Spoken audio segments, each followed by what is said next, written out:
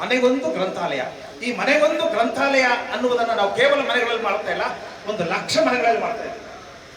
1,00,000 ಮನೆಗಳಲ್ಲಿ ಮಾಡೋ. ಈಗ ನೋಡಿ, ಯಾಕೆ ಒಂದು ಸಣ್ಣದು ಹೇಳ್ಬಿಡ್ತೀನಿ, ಯಾಕೆ ನಾವು ಪುಸ್ತಕಕ್ಕೆ ಕನೆಕ್ಟ್ ಆಗಲಿಲ್ಲ ಅನ್ನೋದನ್ನ ಸಣ್ಣ ಉದಾಹರಣೆ. ಈಗ ನಮ್ಮ ಮನೆಯಲ್ಲಿ ನಮಗೆ ಗೊತ್ತಿಲ್ಲದಾಗ ನಮ್ಮ ಹಿರಿಯರು ಭಕ್ತಿಯ ಸಂಕೇತವಾಗಿ ನಮ್ಮ ಒಂದು ಪೂಜಾ ಮನೆಯನ್ನ ಇಟ್ಟಿದ್ದಾರೆ ಅಲ್ವಾ.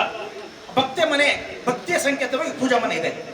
ಅದರ ಪ್ರಯುಕ್ತ ಏನಾಯಿತು, ನಾವು ಮಾರ್ಕೆಟ್ಗೆ ಹೋಗ್ಲಿ, ಸಂತೆಗೆ ಹೋಗ್ಲಿ, ಮಾಲ್ಗೆ ಹೋಗ್ಲಿ, ನಮ್ಮ ಸಾಮಾನುಗಳ ಜೊತೆ ಒಂದಷ್ಟು ಅಗರಬತ್ತಿ ನಮ್ಮ ಮನೆಗೆ ಬರುತ್ತೆ, ಒಂಚೂರು ಕರ್ಪೂರ ನಮ್ಮ ಮನೆಗೆ ಬರುತ್ತೆ, ಅರಿಶಿನ ಕುಂಕುಮ ನಮ್ಮ ಮನೆಗೆ ಬರುತ್ತೆ. ಆ ಒಂದು ಪಕ್ಷ ನಮ್ಮ ಭಕ್ತಿಯ ಸಂಕೇತವಾಗಿ ನಮ್ಮ ಮನೆಯಲ್ಲಿ ನಮ್ಮ ಹಿರಿಯರು ಆ ಪೂಜಾ ಮನೆಯನ್ನು ಮಾಡದೇ ಹೋಗಿದ್ರೆ ನಾವು ಆ ಪದಾರ್ಥಗಳನ್ನು ತಗೋತಿದ್ವಾ? ಇಲ್ಲ, ಖಂಡಿತ ತಗೋತಾ ಇರಲಿಲ್ಲ.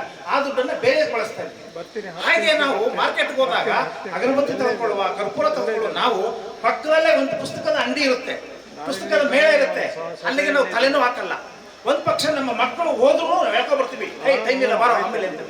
ಯಾಕೆ ಅವನು ಪುಸ್ತಕ ಅಂಗಡಿಗೆ ಹೋಗಲ್ಲ ಅಂದ್ರೆ ಅವನ ಮನೆಯಲ್ಲಿ ಒಂದು ಗ್ರಂಥಾಲಯ ಇಲ್ಲ, ಅವನ ಮನೆಯಲ್ಲಿ ಪೂಜಾ ಮನೆ ಇದೆ, ಈ ಪರಿಕರಗಳೆಲ್ಲ ತೆಗೆದುಕೊಳ್ತಾನೆ, ಅವನ ಮನೆಯಲ್ಲಿ ಗ್ರಂಥಾಲಯ ಇಲ್ಲ, ಪುಸ್ತಕ ಅಂಗಡಿಗೆ ಹೋಗಲ್ಲ. ಸುಮ್ಮನೆ ಹೋಗಿ ಬಂದ್ರೆ ಎಲ್ಲಿ ಹೋಗಕ್ ಸಾಧ್ಯ? ಇದು ಅವರ ತಪ್ಪಲ್ಲ, ನಾನು ಕಂಡುಕೊಂಡದ್ದು ಓದುಗರ ತಪ್ಪಲ್ಲ. ಖಂಡಿತವಾಗಿ ಓದುಗರಿಗೆ ಎಲ್ಲವೂ ಬೇಕು. ನಾವು ಏನನ್ನ ಅವರ ನಿಲ್ಲಿಸ್ತೀವಿ, ರೈಲ್ವೆ ಟ್ರ್ಯಾಕ್ ಇದ್ದಂಗೆ ಅವರು ಯಾವ ಟ್ರ್ಯಾಕ್ ಮೇಲೆ ಅವರು ನಿಲ್ಲಿಸ್ತೀವಿ ಅಲ್ಲಿ ಓಡ್ತಾ ಇರ್ತದೆ ಟ್ರೈನು. ನೋಡಿ, ಅವರು ಪುಸ್ತಕವನ್ನು ಕೂಡ ತೆಗೆದುಕೊಳ್ತಿದ್ರು ಅನ್ನೋದಕ್ಕೆ ಉದಾಹರಣೆ. ಅವರು ಯಾವಾಗ ಅವ್ರ ಮನೆಯಲ್ಲಿ ನಮ್ಮ ಹಿರಿಯರು ಪೂಜಾ ಮನೆ ಜೊತೆಗೆ ಇದು ಭಕ್ತಿಯ ಸಂಕೇತ ಅಂತ ಪೂಜಾ ಮನೆ ಮಾಡಿದ್ರಲ್ಲ, ಇದು ಜ್ಞಾನದ ಸಂಕೇತ, ನಿನ್ನ ಅರಿವಿನ ಸಂಕೇತ ಅಂತ ಒಂದು ಲೈಬ್ರರಿನೂ ಮಾಡಿದ್ರೆ, ಒಂದು ರ್ಯಾಕ್ ಅನ್ನು ನಿಲ್ಲಿಸಿದ್ರೆ ಅದನ್ನು ತಗೋತಿದ್ರು ಪುಸ್ತಕವನ್ನು. ಅವ್ರು ಬೇಡ ಅಂತ ಇರಲಿಲ್ಲ. ಯಾಕೆ ಅವ್ರು ತಗೋತಾ ಇದ್ರು ಅನ್ನೋದಕ್ಕೆ ಒಂದು ಉದಾಹರಣೆ. ನಮಗೆ ಮೊಬೈಲ್ ಇತ್ತೀಚೆಗೆ ಬಂತು. ಒಬ್ಬರ ಮನೆಗೆ ಸರ್, ಒಬ್ಬ ಮನೆಯಲ್ಲಿ 5 ಜನ ಇರ್ತಾರ, 5 ಕೈಯಲ್ಲೂ 5 ಮೊಬೈಲ್ ಇರುತ್ತಾ? 5 ಕೈಯಲ್ಲೂ 5 ಮೊಬೈಲ್ ತೆಗೆದುಕೊಳ್ಳುವ ನಾವು, ನಮ್ಮ ಜನ ಒಂದು 5 ಪುಸ್ತಕ ತಗೊಳ್ತಾ ಇರ್ತಿದ್ರ? ಇಲ್ಲ, ನಾವು ಕೊಟ್ಟಿಲ್ಲ ಅವ್ರಿಗೆ.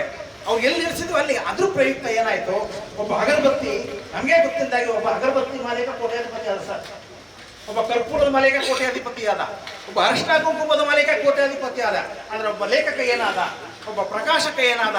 ಇದು ನಮ್ಮ ಪ್ರಶ್ನೆ. ಈ ಅಸಮತೋಲನ್ನು ಹೋಗಲಾಡಿಸುವುದು ಹೇಗೆ? ಅದಕ್ಕೋಸ್ಕರ ನಾವು 1,00,000 ಮನೆಗಳಲ್ಲಿ ಈ ಒಂದು ಯಾತ್ರೆಯನ್ನ, ಈ ಒಂದು ಯಜ್ಞವನ್ನ ಮಾಡ್ತಾ ಇದ್ದೀವಿ.